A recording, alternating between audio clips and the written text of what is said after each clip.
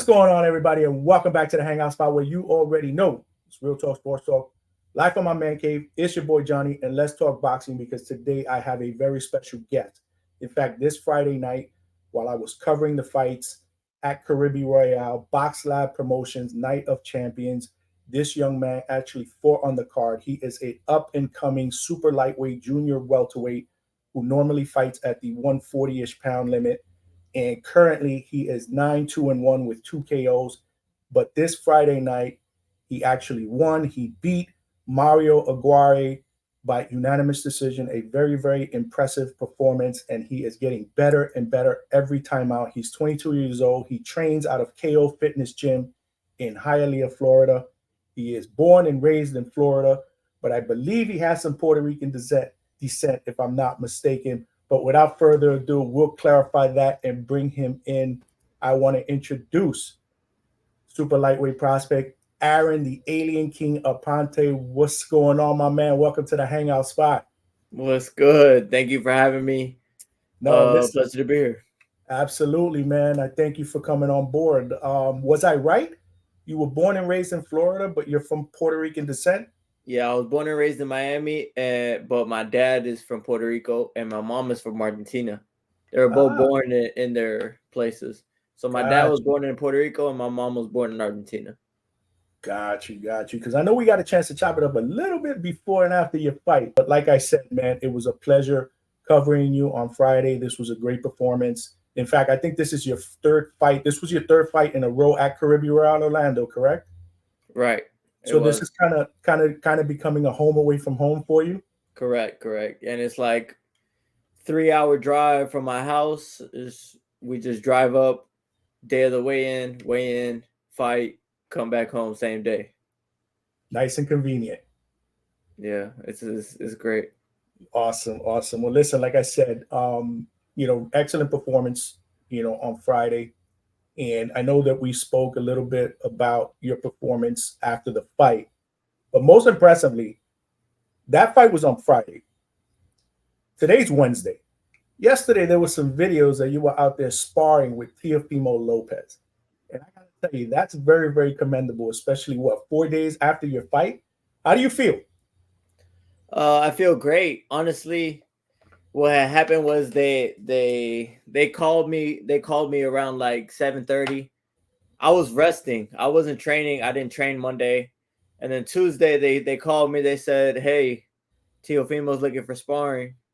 Are you interested?" I said, "Hell yeah, I'm interested. Let's go spar." We ended up sparring around like 11:30, 12 o'clock at night. And it was great. It was great work. Teofimo's a unified champion and he's just a great fighter overall, and it was a pleasure to spar with him. We've actually sparred when we were younger. I sparred him before he went to the Olympic Games, and I was sparring him to get ready. That was when we were younger, but I was probably sparred. That was probably my third time sparring Teofimo. But awesome. This is my first time sparring him after he became, world champion and everything. What's the difference between sparring that Teofimo then and sparring him today? Back then, I feel like he was a little less experienced, but at the same time, I was way more less experienced. So I feel like back then I was a kid sparring a man, and now it kind of feels like it's a little more even now that we're both men and we're both grown men fighting each other.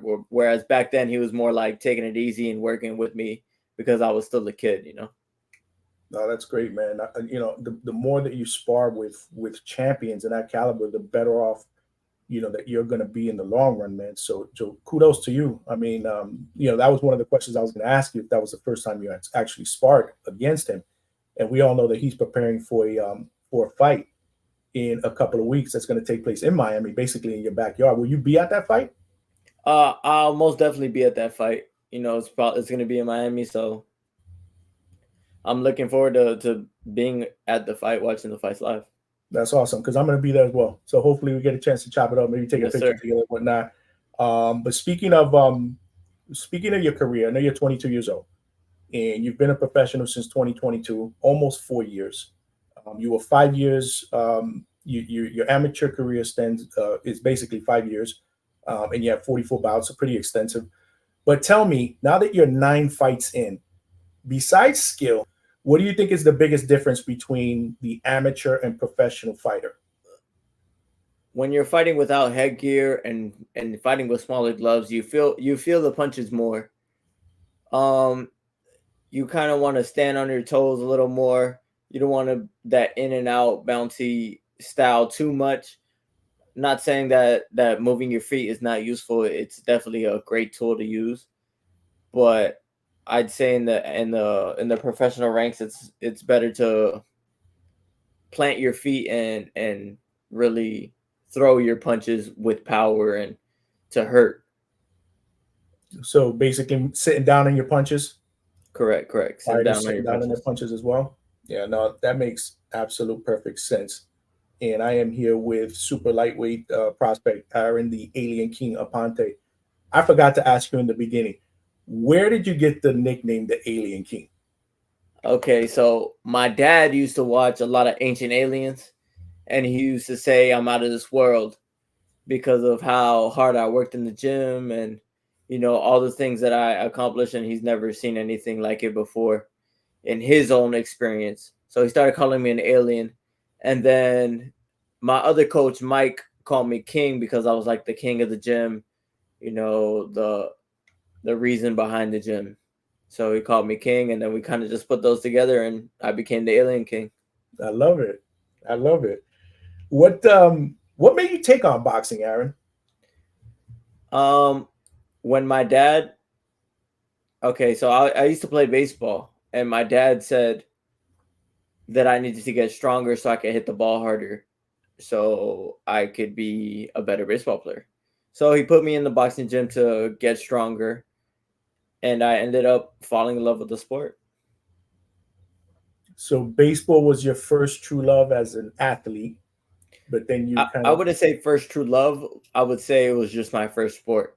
But I feel like my first true love was boxing because I ended up doing baseball and boxing together at the same time until I was 13. Then when I was 13, I told my dad I didn't want to do baseball anymore. I just wanted to focus on boxing and pursue my career in that. that's awesome. That's awesome. He's got to be super proud of you, man. Yeah. Little did I know boxing was his favorite sport. So Oh, so yeah. uh, Oh my God. He's ultra proud of you, man. yeah. How how often are you in the gym? When I'm in camp, every day except Sunday. Sunday is my rest day, and then every other day we're working in the gym 2 to 3 times a day. So normally after a fight, how long do you take of a layoff before you're back in, even before you have a fight that's announced? Usually only like a week. I'll take a week off, and I'll be back in the gym the next Monday. And obviously this was an exception because you got a call to spar with Teo. Correct. So they called me, and I said yes, and I was back in the gym Tuesday.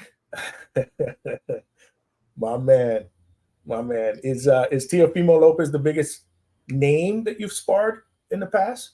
I've sparred a few big names. I've sparred Teofimo. I sparred Tank, and I've sparred Raymond Murataya. I sparred Brandon Lee. Those are the names I can think of right now. That's some good work. And the reason why I ask you that is because I know Hialeah, KO Fitness is popping. There's a Yeah, lot of names that come in and out of that gym. yeah, of Um, course. but right now, like I mentioned, when before when I introduced you, I'm sorry, you're fighting at around the 140 limit. Um, Correct. you're 22 years old. How do you feel at that weight right now? Do you feel comfortable making that weight? Yeah, I feel real good making that weight. I make weight easy.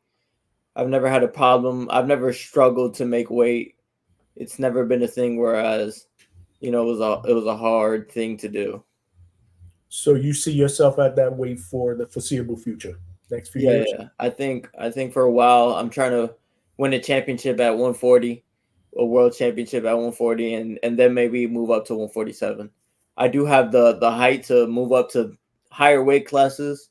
You know, I'm 6 foot tall, so I will be able to grow into the next weight classes. You know, Canelo is 5'8", and he's fighting at 168.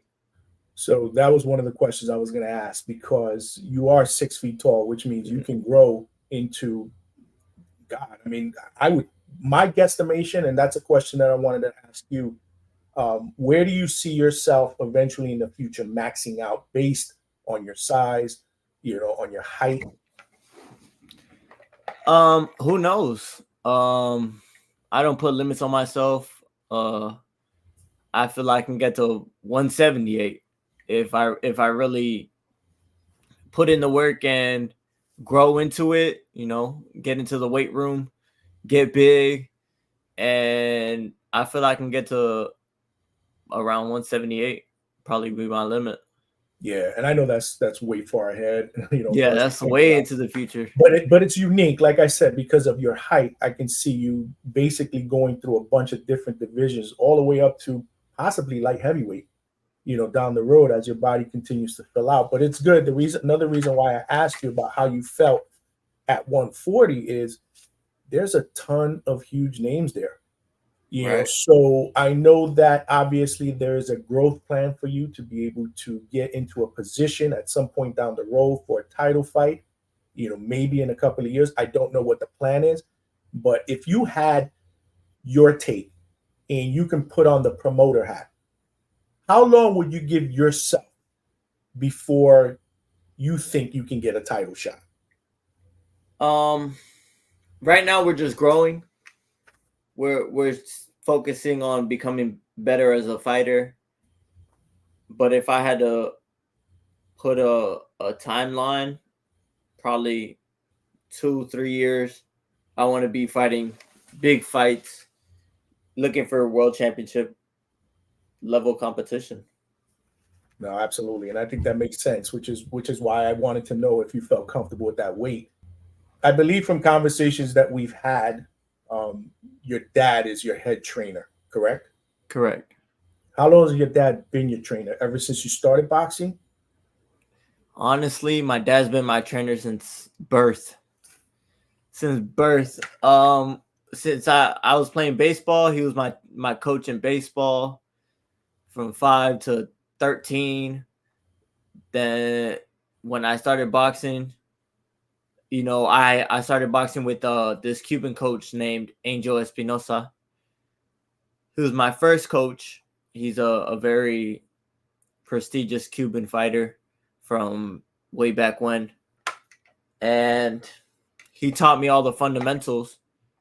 But then eventually he was out of the picture and my dad started training me. And I'd say it was around, I was 13 years old, around there is when my dad started being my main trainer for boxing, and it's been that ever since. And Coach Mike Robles, he's your assistant, correct? Correct. How's your relationship? How's your relationship with my man Mike? Because Mike seems like Mike is on top of his game. He seems kind of intense. Yeah. Mike is a very get things done. He likes to get me the best opportunity possible, as many opportunity possible, and if I need something, he'll get it done. If I need mitts, he'll get it done. If he needs to take me somewhere, he'll get it done. Like, Mike is the man to get it done. Yeah, that's what's up, man. Like I said, I was around your team, pre-fight Friday, and you guys were all over it. You can tell you have a close-knit group that has really, really good chemistry together. So kudos to your dad, kudos to Coach Mike. When you aren't boxing, when Aaron isn't boxing, what does he like to do on his spare time? Okay. When I'm not boxing, I like to stream, make YouTube videos, go out, hang out with girls, the typical The typical 22-year-old. 22-year-old guy, What do you stream, man? What games do you play? I play Fortnite, Call of Duty. I liked playing like single player games like Elden Ring or just whatever's popping at the time that people want to watch and watch me play. And I'll ask my stream if they want me to play a certain thing, and I'll play that. You know, What's your YouTube channel? my YouTube channel is Aaron Alien King. It's just the same as everything that I have. My Instagram, my Twitter, my TikTok, my YouTube channel is all Aaron Alien King. Do you have specific days that you stream? Because again, I know things can get kind of hectic with training. Is that something that you just do periodically, or do you maintain a schedule of streaming for YouTube? Usually when I do stream, I try to stream every single day, and I'll stream from like 2 to like 10 p.m.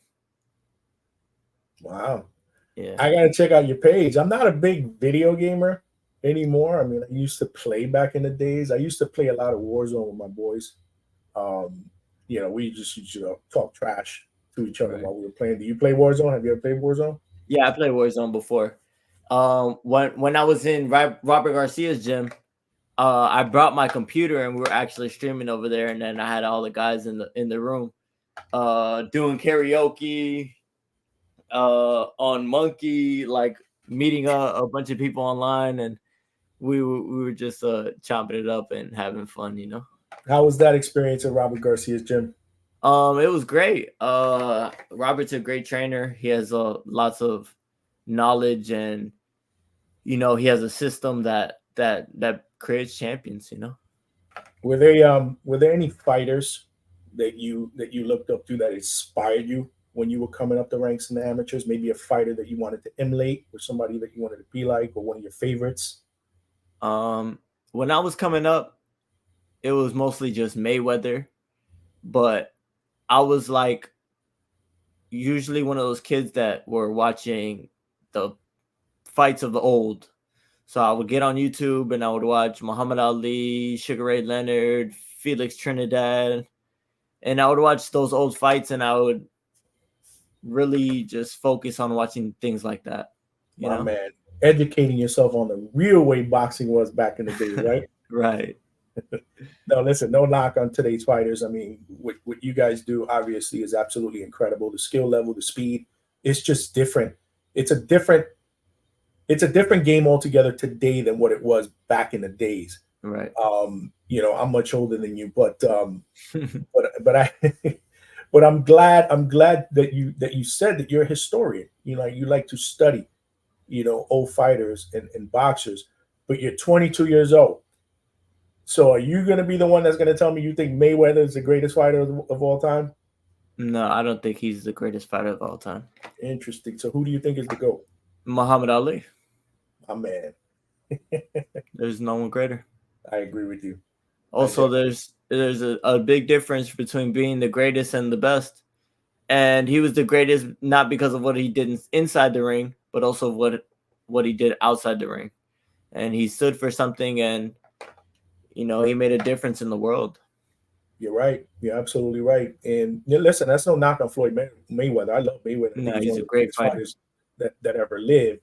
I just think that that mantle of the greatest of all time belongs to Ali. It's hard for me to be able to knock anybody out of that pedestal. And then when you talk to the younger generation, they'll tell you Floyd because that's the generation that they grew up in. But it's like saying Michael Jordan and LeBron. To me, it's no comparison. It's Michael Jordan all day. Right. You agree? No. There we go. I finally got the 22-year-old of you to come out. Right. That's what's up. No, that's it's debatable. It's actually very, very debatable. We talked about the division, the 140-pound division. It's absolutely on fire right now. Right. Who would you say is the best junior welterweight right now? You got to put either Teofimo, or I'd say Teo or Subriel Matias. You got Matias. You still got Haney, who holds the title at 140. We can't put Haney after that last. We can't go that route. What did you feel about that performance, man? Because I mean, I was kind of shocked at what happened. Not because I didn't think that Ryan can hurt him. It's Right. just all the pre-fight antics. I just didn't think that he was going to be mentally stable enough to pull that type of performance. And then he did what he did. What do you think about that? Did you have Ryan winning that fight, or did you have Haney winning? Um, I knew Ryan was just trying to sell the fight. I feel like everybody overreacted to what Ryan was doing. He was just, selling this is the new wave of selling, how to sell fights in this generation. In this generation, you need to go viral. You need to do crazy things and say crazy things online to promote yourself and get yourself out there. And I think that's what Ryan did. And I saw right through it. I really didn't think there was anything wrong with Ryan Garcia this whole time. And apparently everybody else believed it. Everybody believed that he was crazy or whatever. I believed it. Nah, I really didn't believe that he was crazy. I knew he was perfectly fine, and I knew he was just, selling the fight and training, and just on his spare time he'll make a TikTok or a video that he says something crazy, and now everybody's like, "Oh my God, this guy's crazy." But yeah, I thought Ryan had a great chance. I mean, I didn't think Ryan was gonna win the fight the way that he did. He completely dominated. I Absolutely. thought it was gonna be a lot more competitive. I thought Devin was gonna win. Don't get me wrong. I thought that I thought that Ryan was pretending, but I still didn't think that he was gonna beat Devin Haney the way that he beat Devin Haney. I thought Devin Haney was gonna make it a boring fight. He was gonna jab, hold, push him off, make it ugly, and come out with a tight decision. But Ryan Garcia caught him with that left hook, and it was just the beginning of the end. Absolutely, man. Do you ever see yourself promoting a fight in that fashion? I mean, I'm not against it. If it sells and makes money, I'm all for it. My man. Name one fighter that you would say, if I had to describe you to someone that didn't know you, and that's usually the way it goes with the younger fighters, who would you say that I would describe you to? Like Aaron Aponte, that kid that I saw fighting, he reminds me of who? I get a lot of comparisons to Alexis Arguello, and I would compare myself to Sugar Ray Leonard. Wow. But Okay. I've heard Alexis Arguello a lot. Two legendary names, man. That's what's up. You are slick. You move. You can box. I saw it firsthand. Yeah. That's what's up. When do you see yourself back in action? As soon as possible. June if I can. I love to hear that. But I just want to stay active and fight like Mike Tyson used to fight it once every month and climb up the ranks. You got that old school. You got that old school mentality. Yeah. When we live in a day and age where now fighters are fighting once, we're lucky if we see them fight twice a year. Especially the bigger they get, the less they fight. So yeah, man, my advice to you is keep working, champ. Keep busy. You got a good thing going, and I think the future is extremely bright for you. And I've seen that, and hopefully I get a chance to be able to cover you again. At different fights down the road. But where can your fans find you on social media? Like I said before, Aaron Alien King on Instagram, Twitter, TikTok, YouTube, and yeah, that's it. And your streaming channel if they're video gamers. And on Twitch if they want to go watch me on Twitch too. That's what's going on, man. I listen, this was an absolute blast. And for my followers, if you are new to watching my videos, please subscribe. This is how we do it up here at the Hangout Spot every week. We have different guests. We have professional fighters, up and coming fighters with bright futures. We got trainers. We got cutmans. We got it all. So make sure you're along for the ride. But man, this was an absolute blast. Future champion here. I appreciate you coming on.